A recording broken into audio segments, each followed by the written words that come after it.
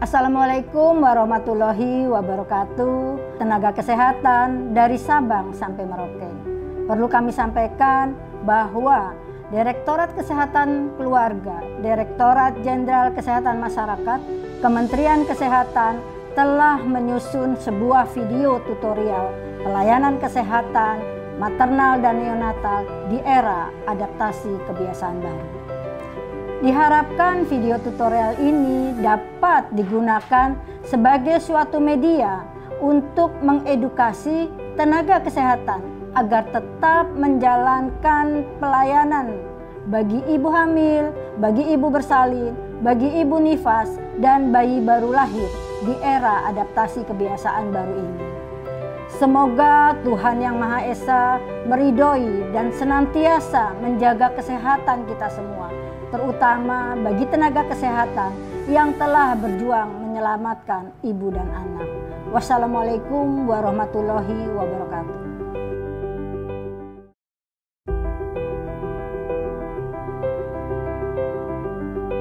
Pelayanan antenatal, persalinan, nifas, dan bayi baru lahir pada era adaptasi kebiasaan baru memiliki pedoman pelayanan yang berbeda dengan pelayanan sebelum pandemi.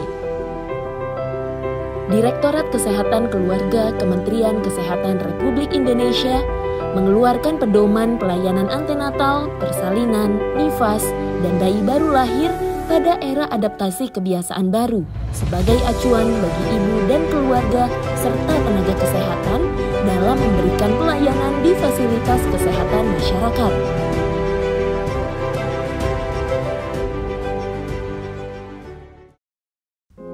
Antenatal care atau bisa disebut dengan ANC adalah pemeriksaan kehamilan yang dilakukan oleh dokter atau bidan untuk mengoptimalkan kesehatan mental dan fisik dari ibu hamil.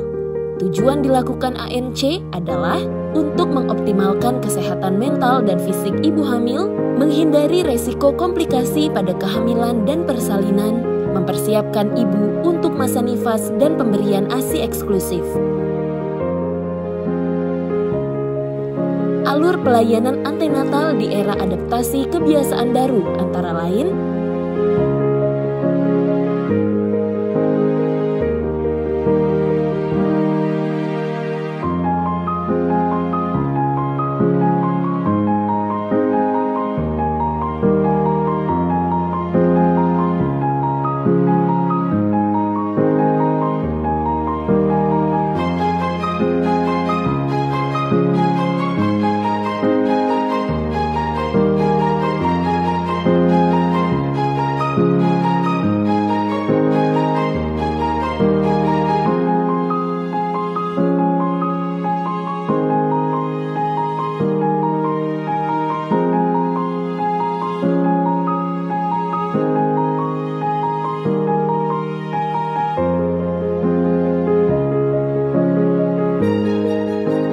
janji temu atau teleregistrasi adalah pendaftaran ke fasilitas pelayanan kesehatan untuk melakukan pemeriksaan antenatal, nifas, dan kunjungan bayi baru lahir melalui media komunikasi, telepon, atau SMS, atau WA, atau secara daring. Saat melakukan janji temu atau teleregistrasi, petugas harus menanyakan tanda, gejala, dan faktor risiko COVID-19 serta menekankan pemakaian masker bagi pasien saat datang ke fasilitas pelayanan kesehatan. Pemeriksaan suhu tubuh saat akan memasuki puskesmas atau rumah sakit. Suhu tubuh menjadi salah satu indikasi adanya penularan virus COVID-19. Cucilah tangan pakai sabun minimal 20 detik. Hal ini sangat penting untuk mencegah terinfeksi virus COVID-19. Jaga jarak diterapkan di fasilitas kesehatan, yaitu dengan memberi tanda jaga jarak di ruang tunggu pasien dan membuat jaga jarak saat antrian. Pastikan ibu memiliki jaminan kesehatan, sehingga menjamin akses layanan kesehatan yang lebih mudah yang didapatkan mulai dari awal proses kehamilan hingga persalinan. Jaminan kesehatan memberikan perlindungan kesehatan secara maksimal bagi setiap ibu hamil. Hal ini juga bisa berguna mendukung lahirnya generasi baru yang sehat dan menekan angka kematian. Pemeriksaan rutin juga mencegah ibu hamil dari penularan COVID-19. Fasilitas pelayanan kesehatan, standar prosedur operasional pada layanan antenatal care menggunakan alat pelindung diri yang digunakan adalah APD level 1. Antara lain, menggunakan pelindung kepala, memakai face shield, memakai masker bedah, memakai gaun, sarung tangan, dan sepatu tertutup.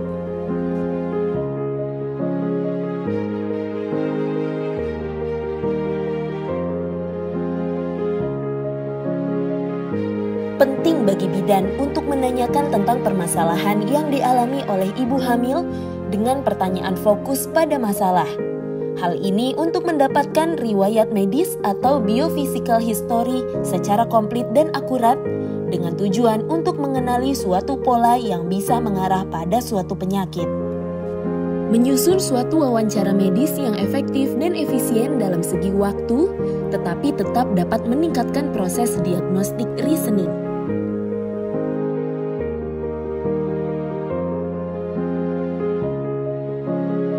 Pemeriksaan kehamilan dilakukan minimal 6 kali, yaitu 2 kali pada trimester pertama, kehamilan hingga 12 minggu, 1 kali pada trimester kedua, kehamilan di atas 12 minggu sampai 24 minggu, 3 kali pada trimester ketiga, kehamilan di atas 24 minggu sampai 40 minggu.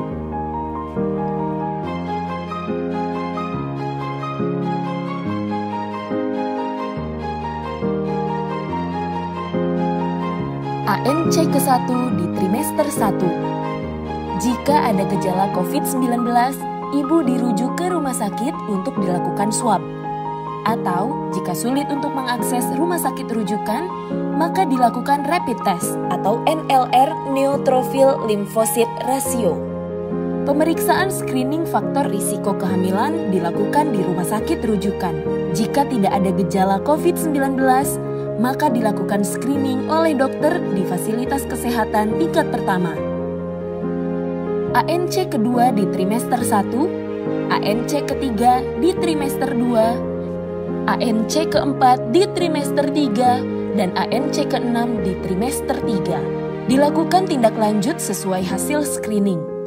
Jika ada gejala COVID-19, ibu dirujuk ke rumah sakit untuk dilakukan swab. Atau jika sulit mengakses rumah sakit rujukan, maka dilakukan rapid test atau NLR neutrophil lymphocyte ratio. Jika tidak ada gejala COVID-19, maka dilakukan pelayanan antenatal di fasilitas kesehatan tingkat pertama. ANC kelima di trimester 3. Screening faktor risiko persalinan dilakukan oleh dokter dengan menerapkan protokol kesehatan. Screening dilakukan untuk menetapkan 1. Faktor risiko persalinan, 2. Menentukan tempat persalinan, dan 3. Menentukan apakah diperlukan rujukan terencana atau tidak.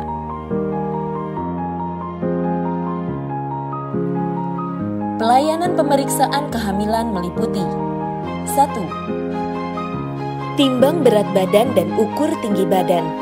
Tinggi badan ibu untuk menentukan status gizi dan menentukan persalinan, apakah dilakukan secara normal. Serta memantau kenaikan berat badan ideal ibu hamil setiap bulannya.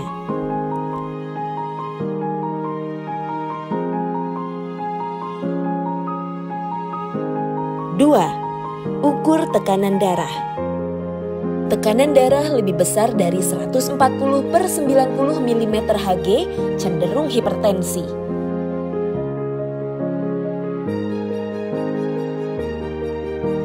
Jika ditemukan faktor penyakit pada saat pemeriksaan, maka dilakukan rujukan.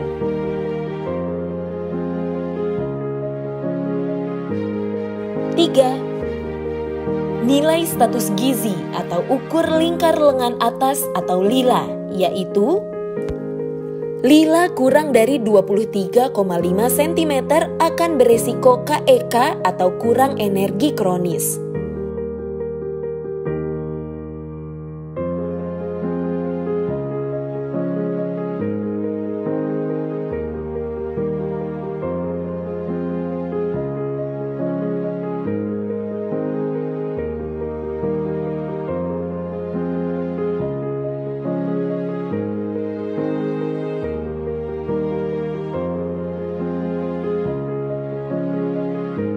4. Ukur tinggi fundus uteri atau tinggi rahim.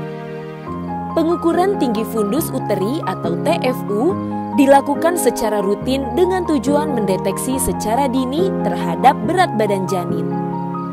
Indikator pertumbuhan berat janin intrauterin, tinggi fundus uteri dapat juga mendeteksi secara dini terhadap terjadinya mola hidatidosa atau kehamilan mola, atau masyarakat mengenalnya dengan kehamilan anggur, janin ganda, atau hidramnion, di mana ketiganya dapat mempengaruhi terjadinya kematian maternal.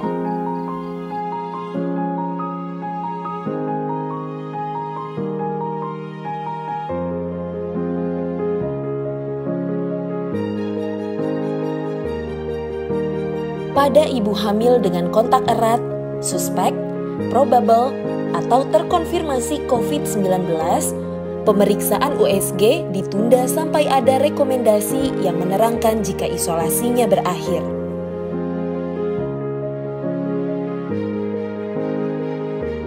Pemantauan selanjutnya dianggap sebagai kasus risiko tinggi.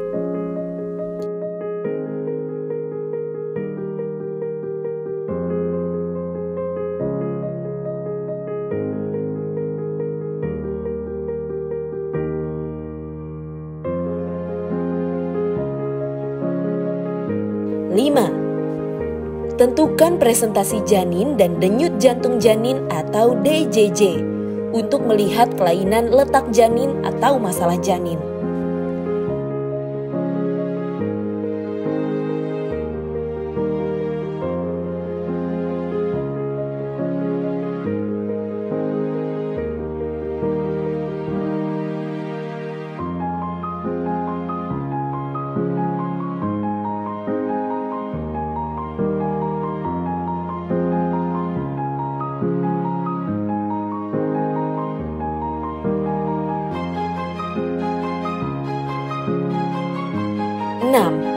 Screening status imunisasi tetanus dan berikan imunisasi tetanus bila diperlukan. Jika ditemukan faktor penyakit pada pemeriksaan, maka dilakukan rujukan. Dokter melakukan screening preeklamsi jika ditemui minimal 2 resiko sedang atau 1 saja resiko tinggi, maka ibu harus segera dirujuk. 7. Beri tablet tambah darah. Pemberian tablet tambah darah atau TTD bagi ibu hamil dengan status suspek, probable, atau terkonfirmasi positif COVID-19 dilakukan dengan pertimbangan dokter yang merawat. 8. Tes atau periksa laboratorium. Tes laboratorium meliputi screening COVID-19 pada ibu hamil dilakukan pada 14 hari sebelum taksiran persalinan. Pada daerah zona hijau, screening COVID-19 dilakukan kepada ibu bergejala atau kontak erat. Pada daerah zona kuning, orange, merah, dilakukan untuk semua ibu hamil.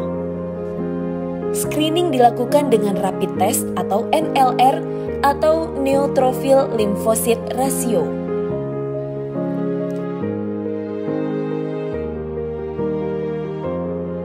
Pemeriksaan rutin HB, golongan darah, dan triple eliminasi MMG. Pemeriksaan malaria dan pemeriksaan atas indikasi di daerah tertentu. 9. Tata laksana penanganan kasus. Apabila ditemukan masalah, segera ditangani atau dirujuk. Ibu hamil diminta mempelajari dan menerapkan buku KIA dalam kehidupan sehari-hari. Mengenali tanda bahaya pada kehamilan. Jika terdapat resiko atau tanda bahaya yang tercantum dalam buku KIA, seperti mual muntah hebat, perdarahan banyak, gerakan janin berkurang, ketuban pecah, demam tinggi,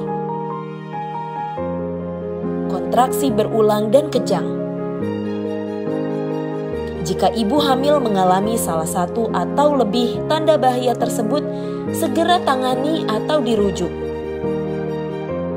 10. Temui cara atau konseling dilakukan pada saat ibu melakukan pemeriksaan kehamilan. serta saat pelayanan antenatal mulai diberikan KIE mengenai pilihan IMD, rawat gabung, dan menyusui agar pada saat persalinan sudah memiliki pemahaman dan keputusan untuk perawatan bayinya, serta konseling KB pasca persalinan pada ibu hamil suspek, probable, dan terkonfirmasi COVID-19. Lakukan konseling perjalanan untuk ibu hamil. Ibu hamil sebaiknya tidak melakukan perjalanan ke luar negeri atau ke daerah dengan transmisi lokal atau zona merah atau resiko tinggi COVID-19 dengan mengikuti anjuran perjalanan atau travel advisory yang dikeluarkan pemerintah. Dokter harus menanyakan riwayat perjalanan terutama dalam 14 hari terakhir dari daerah dengan penyebaran COVID-19 yang luas.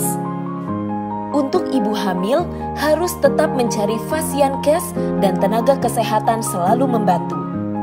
Ibu hamil diharapkan senantiasa menjaga kesehatan dengan mengkonsumsi makanan bergizi seimbang, menjaga kebersihan diri, dan tetap melakukan aktivitas fisik secara mandiri di rumah agar ibu tetap bugar dan sehat.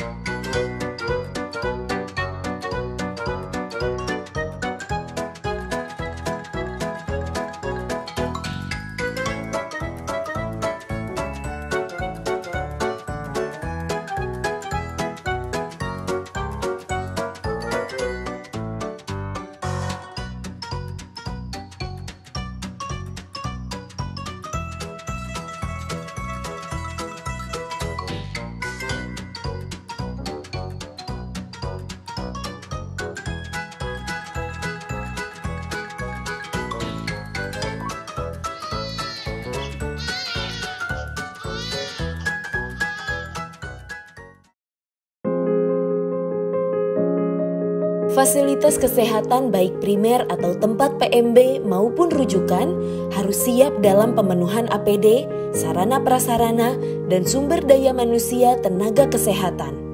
Jangan abaikan prosedur pedoman keselamatan tenaga kesehatan dan pasien. Lakukan penyesuaian pelayanan sesuai protokol adaptasi kebiasaan baru agar terhindar dari penularan COVID-19.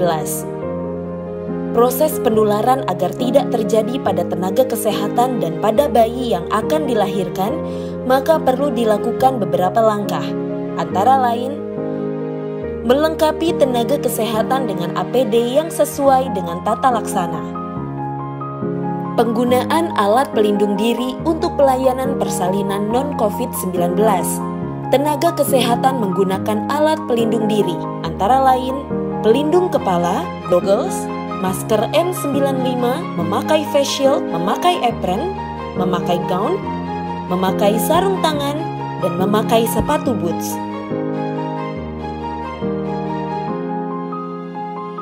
Penggunaan alat pelindung diri untuk pelayanan persalinan dengan suspek, probable, dan terkonfirmasi COVID-19.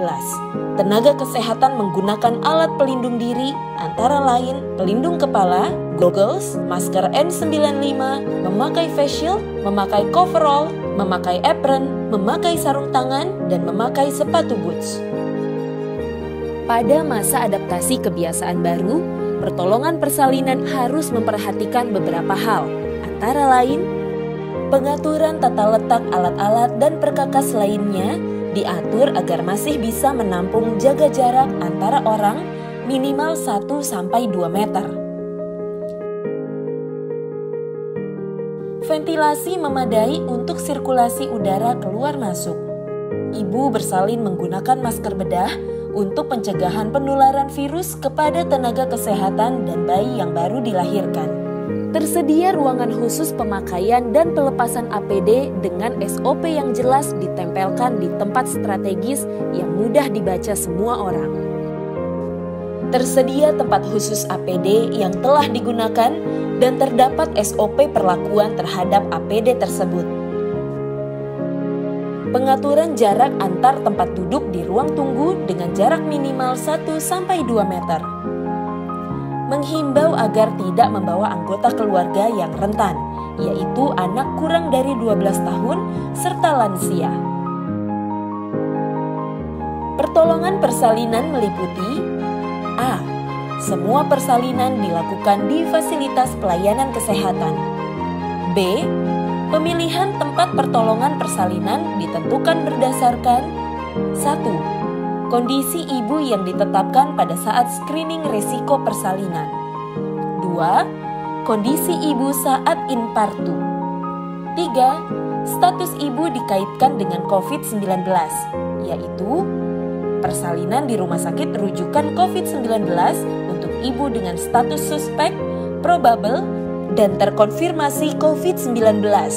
Persalinan di rumah sakit non-rujukan COVID-19 untuk ibu dengan status suspek, probable, dan terkonfirmasi COVID-19 jika terjadi kondisi rumah sakit rujukan COVID-19 penuh dan atau terjadi kondisi emergensi. Persalinan dilakukan dengan APD yang sesuai. Persalinan di fasilitas kesehatan tingkat pertama untuk ibu dengan status kontak erat, antara lain screening awal, anamnesis, pemeriksaan darah normal yaitu NLR kurang dari 5,8 dan limfosit normal, rapid test non-reaktif. Persalinan di fasilitas kesehatan tingkat pertama menggunakan APD yang sesuai. 4. Pasien dengan kondisi infartu atau emergensi harus diterima di semua fasilitas pelayanan kesehatan walaupun belum diketahui status COVID-19, kecuali bila ada kondisi yang mengharuskan dilakukan rujukan karena komplikasi obstetrik. C. Rujukan terencana untuk 1. Ibu yang memiliki resiko pada persalinan, dan 2. Ibu hamil dengan status suspek, probable, dan terkonfirmasi COVID-19. D. Ibu hamil melakukan isolasi mandiri minimal 14 hari sebelum taksiran persalinan atau sebelum tanda persalinan. E. Pada zona merah atau resiko tinggi, orange atau resiko sedang, dan kuning atau resiko rendah, ibu hamil dengan atau tanpa tanda dan gejala COVID-19 pada H-14 sebelum taksiran persalinan dilakukan screening untuk menentukan status COVID-19. Screening dilakukan dengan anamnesa, pemeriksaan darah NLR atau rapid test jika tersedia fasilitas dan sumber daya. Untuk daerah yang mempunyai kebijakan lokal dapat melakukan screening lebih awal. F. Pada zona hijau atau tidak terdampak atau tidak ada kasus, screening COVID-19 pada ibu hamil jika ibu memiliki kontak erat dan atau gejala. G. Untuk ibu dengan status kontak erat tanpa penyulit obstetrik atau screening awal, anamnesis, pemeriksaan darah normal yaitu NLR kurang dari 5,8 dan limfosit normal, serta rapid test non-reaktif, persalinan dapat dilakukan di fasilitas kesehatan tingkat pertama tanpa melonggarkan pemakaian APD. H. Apabila ibu datang dalam keadaan infartu dan belum dilakukan screening, fasilitas pelayanan kesehatan harus tetap melayani tanpa menunggu hasil screening dengan menggunakan APD sesuai standar. I. Hasil screening COVID-19 dicatat atau dilampirkan di buku KIA dan dikomunikasikan ke fasilitas pelayanan kesehatan tempat rencana persalinan. J. Pelayanan KB pasca persalinan tetap dilakukan sesuai prosedur, diutamakan menggunakan metode kontrasepsi jangka panjang atau MKJP. Pelayanan bayi baru lahir. 1. Penularan COVID-19 secara vertikal melalui plasenta belum terbukti sampai saat ini. Oleh karena itu, prinsip pertolongan bayi baru lahir diutamakan untuk mencegah penularan virus SARS-CoV-2 melalui droplet atau udara atau aerosol generated. 2. Penanganan bayi baru lahir ditentukan oleh status kasus ibunya. Bila dari hasil screening menunjukkan ibu termasuk suspek, probable, atau terkonfirmasi COVID-19, maka persalinan dan penanganan terhadap bayi baru lahir dilakukan di rumah sakit. 3. Bayi baru lahir dari ibu yang bukan suspek, probable, atau terkonfirmasi COVID-19 tetap mendapatkan pelayanan neonatal esensial saat lahir atau 0-6 jam, yaitu pemotongan dan perawatan tali pusat, inisiasi menyusu dini atau IMD, injeksi vitamin K1, pemberian salep atau tetes mata antibiotik, dan imunisasi hepatitis B.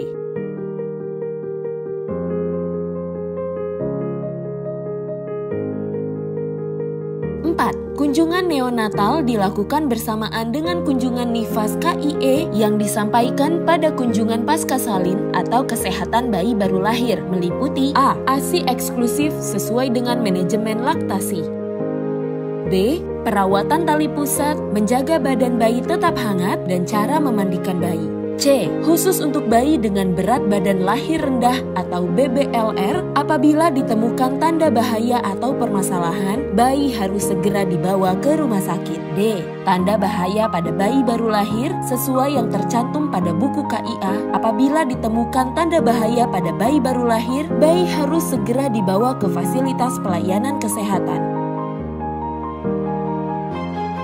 5. Pelayanan screening hipotiroid kongenital tetap dilakukan. Idealnya, waktu pengambilan spesimen dilakukan pada 48-72 jam setelah lahir dan masih dapat diambil sampai usia bayi 14 hari. Bila didapatkan hasil screening dan tes konfirmasinya positif hipotiroid, maka diberikan terapi sulih hormon sebelum bayi berusia 1 bulan. Untuk pengambilan spesimen dari bayi lahir dari ibu suspek, probable, atau terkonfirmasi COVID-19, tenaga kesehatan menggunakan APD untuk pencegahan penularan droplet. Tata cara penyimpanan dan pengiriman spesimen sesuai dengan pedoman screening hipotiroid kongenital. Apabila terkendala dalam pengiriman spesimen dikarenakan situasi pandemi COVID-19, spesimen dapat disimpan selama maksimal 1 bulan pada suhu kamar atau pada suhu ruangan berkisar 18 hingga 24 derajat Celcius. Pelayanan bayi baru lahir di rumah sakit. Komunikasi, informasi, dan edukasi semua prosedur pelayanan pada bayi baru lahir sudah diberikan saat sebelum dilakukan tindakan terminasi kehamilan atau saat bayi baru lahir masuk ruang rawat rumah sakit yang dikuatkan dengan informed consent. Pelayanan bayi baru lahir yang dilakukan adalah 1.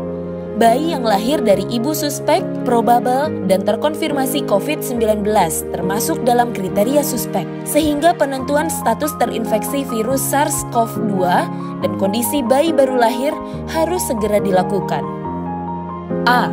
Pembuktian virus SARS-CoV-2 dengan swab nasofaring atau orofaring segera dilakukan idealnya 2 kali dengan interval waktu minimal 24 jam.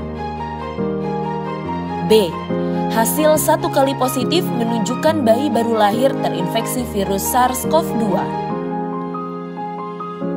2. Prosedur klinis pada bayi baru lahir dari ibu dengan status suspek, probable, dan terkonfirmasi COVID-19. A. Bayi baru lahir dari ibu suspek, probable, dan terkonfirmasi COVID-19 dianggap sebagai bayi COVID-19 sampai hasil pemeriksaan RT-PCR negatif. B. Tindakan resusitasi, stabilisasi, dan transportasi atau aerosol generated. C. Prosedur klinis pada bayi baru lahir tanpa gejala. D. Prosedur klinis pada bayi baru lahir dengan gejala. Tindakan pasca resusitasi, stabilisasi, dan transportasi bayi baru lahir dengan gejala.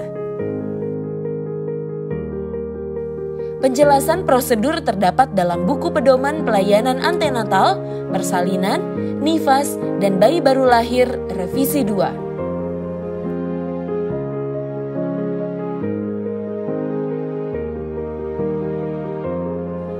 3. Bayi baru lahir dari ibu dengan HBsAg reaktif dan terkonfirmasi COVID-19. A. Bayi dalam keadaan klinis baik atau bayi bugar tetap mendapatkan pelayanan injeksi vitamin K1 dan tetap dilakukan pemberian imunisasi hepatitis B serta pemberian HBLG atau hepatitis B imunoglobulin kurang dari 24 jam. B. Bayi dalam keadaan klinis sakit atau bayi tidak bugar atau tampak sakit tetap mendapatkan pelayanan injeksi vitamin K1 dan tetap dilakukan pemberian HBLG atau hepatitis B imunoglobulin kurang dari 24 jam. Pemberian vaksin hepatitis B ditunda sampai keadaan klinis bayi baik. Sebaiknya dikonsultasikan pada dokter anak untuk penata laksanaan vaksinasi selanjutnya. 4. Bayi baru lahir dari ibu dengan HIV dan terkonfirmasi COVID-19 tetap mendapatkan ARV profilaksis dan pada usia 6-8 minggu dilakukan pemeriksaan Early Infant Diagnosis atau EID bersamaan dengan pemberian imunisasi DPT hepatitis B HIB pertama melalui janji temu. 5. Bayi yang lahir dari ibu menderita sifilis dan terkonfirmasi COVID-19 diberikan injeksi benzatil penisilin sesuai pedoman program pencegahan penularan HIV, sifilis, dan hepatitis B dari ibu ke anak.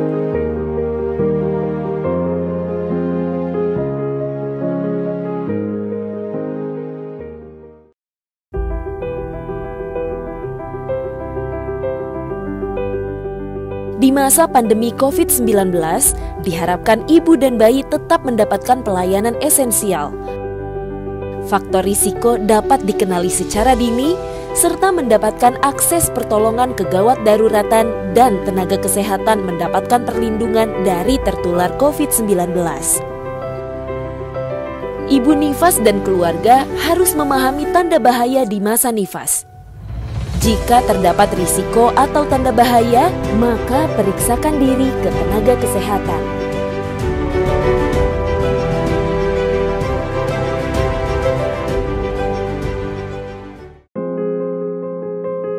Postnatal care adalah pelayanan kesehatan yang diberikan bagi ibu dan bayi baru lahir dalam kurun waktu 6 jam sampai 42 hari setelah melahirkan, yang dilaksanakan secara terintegrasi dan komprehensif.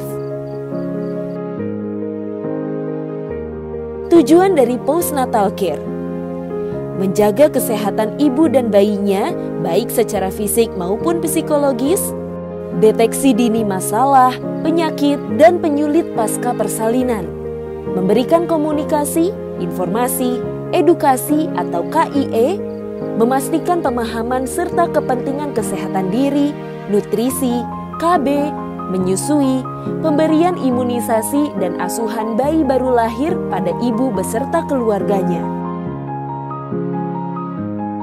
Melibatkan ibu, suami, dan keluarga dalam menjaga kesehatan ibu nifas dan bayi baru lahir. Memberikan pelayanan KB sesegera mungkin setelah bersalin. Pelaksana postnatal care. Pelayanan pasca persalinan dilakukan oleh tenaga kesehatan, baik dokter, bidan, perawat yang kompeten. Waktu pelayanan postnatal care adalah minimal 4 kali dengan waktu kunjungan ibu dan bayi baru lahir bersamaan. 6-48 jam setelah persalinan, 3-7 hari setelah persalinan, 8-28 hari setelah persalinan, 29-42 hari setelah persalinan. Ibu dan bayi di atas 28 hari. Jenis pelayanan pasca persalinan.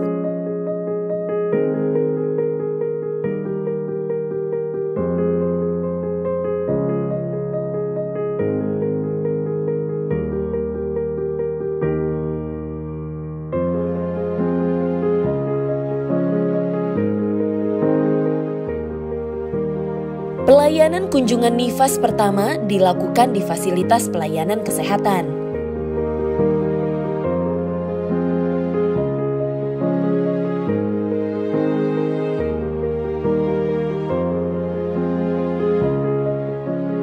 Kunjungan nifas kedua, ketiga, dan keempat dapat dilakukan dengan metode kunjungan rumah oleh tenaga kesehatan atau pemantauan menggunakan media daring dapat disesuaikan dengan kondisi daerah terdampak COVID-19 dengan melakukan upaya-upaya pencegahan penularan COVID-19 baik dari petugas, ibu, dan keluarga. Periode kunjungan neonatal atau disingkat KN yaitu 1. Kunjungan neonatal 1 atau periode 6-48 jam pasca lahir atau golden hours. A. Dapat dilakukan rawat gabung dengan prosedur rawat gabung dilaksanakan berdasarkan tingkat keparahan gejala ibu penderita COVID-19, suspek, probable atau terkonfirmasi, serta kapasitas ruang rawat gabung isolasi COVID-19 dan non-COVID-19 di rumah sakit. B. Neonatus tanpa gejala yang lahir dari ibu suspek, probable, atau terkonfirmasi COVID-19 tanpa gejala atau gejala ringan dapat rawat gabung dan menyusul langsung dengan mematuhi pencegahan penularan melalui droplet di ruang rawat gabung isolasi khusus COVID-19. C. Perawatan yang diberikan saat rawat gabung adalah pemberian ASI, observasi fungsi defekasi, diuresis, hiperbilirubinemia, dan timbulnya tanda bahaya kegawatan saluran cerna, perdarahan, sumbatan usus atas dan tengah, infeksi, dan kejang. Pengambilan spesimen darah untuk pemeriksaan screening hipotiroid kongenital sesuai pedoman SHK. Prosedur pemulangan bayi. 2. Kunjungan neonatal 2 atau periode 3-7 hari pasca lahir atau golden days. Bayi baru lahir yang sudah dipulangkan dari rumah sakit, pemantauan tetap dilakukan oleh rumah sakit melalui media komunikasi dan berkoordinasi dengan puskesmas wilayahnya untuk ikut melakukan pemantauan. 3. Kunjungan neonatal 3 atau periode 8-28 hari pasca lahir atau golden weeks. Bayi baru lahir yang sudah dipulangkan dari rumah sakit, pemantauan tetap dilakukan oleh rumah sakit melalui media komunikasi dan berkoordinasi dengan puskesmas wilayahnya untuk ikut melakukan pemantauan.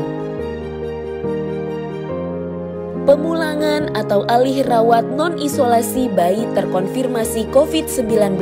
Hasil pemeriksaan swab RT-PCR pertama positif. Beberapa hal yang harus diperhatikan sebagai berikut. 1. Bayi baru lahir tanpa gejala dapat dipulangkan dengan catatan A. KIE kepada keluarga tentang resiko penularan lewat droplet dan virus masih bisa terdapat di feses dalam waktu 10-14 hari, sehingga pengasuh bayi harus menggunakan alat pelindung diri untuk mencegah penularan droplet, yaitu masker N95 atau masker bedah 3 lapis, face shield, cuci tangan saat sebelum dan setelah menyentuh bayi. B. Prosedur isolasi mandiri bayi baru lahir berlangsung selama 10 hari atau selama minimal 10 hari dari hasil pertama positif pemeriksaan swab RT-PCR dengan ditambah 3 hari bebas gejala dengan pertimbangan dokter yang merawat dari saat pengambilan swab RT-PCR yang dinyatakan positif. C. Keluarga melakukan komunikasi dengan rumah sakit tempat kelahiran melalui media komunikasi dan melaporkan adanya setiap tanda dan gejala tidak normal yang ditemukan pada bayi dan setiap waktu bayi siap dirawat kembali di rumah sakit. Prosedur komunikasi diakhiri setelah melewati periode 10 hari isolasi mandiri bayi baru lahir di rumah. 2. Bayi baru lahir dengan gejala tidak dapat dipulangkan. A. Penentuan gejala ringan, sedang, dan berat pada bayi baru lahir tidak sama dengan pada kasus bayi, anak, remaja, dan dewasa terkonfirmasi COVID-19 karena perbedaan status imunitas bayi serta belum diketahuinya virulensi dan jumlah virus yang menginfeksi. B. Bayi baru lahir harus diobservasi di unit khusus COVID-19 di rumah sakit sesuai tingkat keparahan tanda klinis dan gejalanya. Unit perawatan tingkat 2A atau special care, 2B atau high care, dan tingkat 3 atau intensive care, sampai bayi dinyatakan terbebas dari diagnosis COVID-19. C. Pemeriksaan kedua swab RT-PCR pada bayi baru lahir terkonfirmasi COVID-19 dapat dilakukan pada hari ke-7 dari pemeriksaan swab RT-PCR pertama positif. Jika hasil negatif untuk RT-PCR kedua, bayi baru lahir dinyatakan bebas diagnosis COVID-19 dan dapat keluar dari unit khusus COVID-19. Lalu dirawat di ruang non-COVID-19 sesuai tingkat tanda klinis dan gejalanya. Jika hasil positif untuk RT-PCR kedua, bayi baru lahir tetap dirawat di unit khusus COVID-19 dan diulang pemeriksaan swab RT-PCR di hari ke-14 dari hari pemeriksaan pertama swab RT-PCR positif. Untuk menyingkirkan diagnosis COVID-19 di hari ke-14, diperlukan evaluasi dengan mempertimbangkan CT value yang mengindikasikan derajat infeksi, perbaikan tanda dan gejala klinis yang ada. D. Pada kasus di mana follow-up pemeriksaan swab RT-PCR tidak dapat dilakukan di satu rumah sakit, maka tata kelola klinis di unit khusus COVID-19 berdasarkan keparahan tanda dan gejala klinis dilakukan minimal 10 hari dari hasil pertama positif pemeriksaan swab RT-PCR dengan ditambah 3 hari bebas gejala atau dengan pertimbangan dokter yang merawat jika gejala demam dan gangguan pernafasan tidak terkait COVID-19. Kemudian, bayi dapat dipindahkan ke ruang non-isolasi. Alur pemulangan bayi baru lahir tanpa gejala dari ibu suspek, probable, dan terkonfirmasi COVID-19, yaitu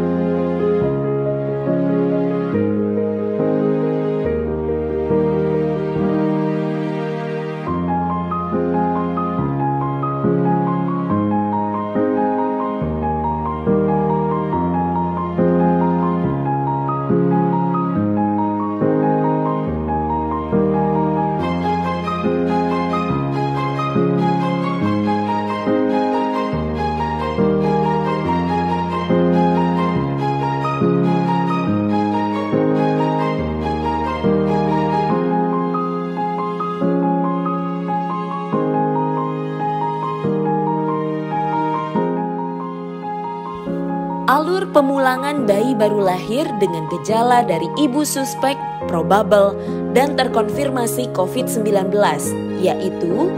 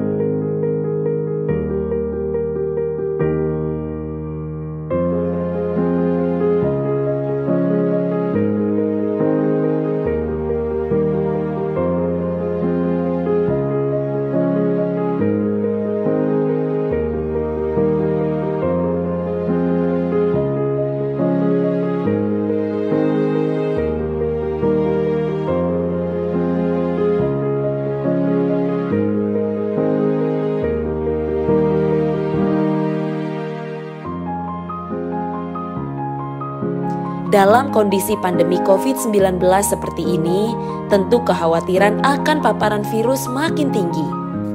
Terlebih lagi dengan adanya rekomendasi karantina serta jarak fisik dapat memperburuk depresi dan mengurangi akses ke perawatan kesehatan dan dukungan sosial. Suami siaga sangat berperan besar dengan memberikan bantuan dan dukungan praktis pada ibu yang baru melahirkan. Di masa pandemi COVID-19, diharapkan ibu dan bayi tetap mendapatkan suplementasi. Pada ibu nifas dan bayi yang baru dilahirkan membutuhkan perlakuan khusus. Di era pandemi COVID-19, bayi sangat berisiko tertular. Berikan pemahaman terhadap ibu untuk melakukan perawatan kebutuhan bayi secara sendiri, dengan tidak melibatkan orang lain, terutama dari luar rumah, karena akan beresiko masuknya virus dari lingkungan luar rumah. Berikan saran untuk ibu dan ayah dengan membatasi kunjungan orang lain di saat pandemi. Kalaupun kunjungan tetap berlangsung, upayakan ada jarak dan tidak ada sentuhan fisik dengan bayi, juga dengan orang tua atau pihak yang mengasuh bayi di rumah. Berikan penjelasan untuk tetap membawa bayi keluar rumah untuk berjemur dengan memperhatikan waktu dan lokasi yang pas. Jauhi kerumunan, gunakan pelindung, dan pilih tempat yang sepi. Di era adaptasi kebiasaan baru, manajemen terpadu bayi muda atau MTBM merupakan suatu pendekatan yang terpadu dalam tata laksana bayi umur 1 hari hingga 2 bulan, baik yang sehat maupun yang sakit, dengan mengoptimalkan tenaga kesehatan melakukan kunjungan neonatal untuk mencegah resiko infeksi virus COVID-19. Bayi muda usia 0-2 bulan harus mendapatkan 4 macam pelayanan yang termasuk dalam MTBSM. 1. Perawatan esensial bayi baru lahir. 2. Pengenalan tanda bahaya bayi baru lahir dan persiapan rujukan bila memang diperlukan. 3. Penata laksanaan bayi berat lahir rendah atau BBLR. 4. Penata laksanaan infeksi pada bayi baru lahir. Keempat pelayanan ini diberikan tidak hanya sesaat setelah lahir saja, namun hingga bayi mencapai usia 2 bulan. Bila suatu waktu mengalami keluhan tertentu yang termasuk dalam 4 pelayanan tadi, wajib segera ditindaklanjuti sesuai protokol kesehatan di era adaptasi kebiasaan baru. Selalu periksa dan amati gejala yang dialami ibu dan bayi ketika dalam kunjungan dan pemeriksaan.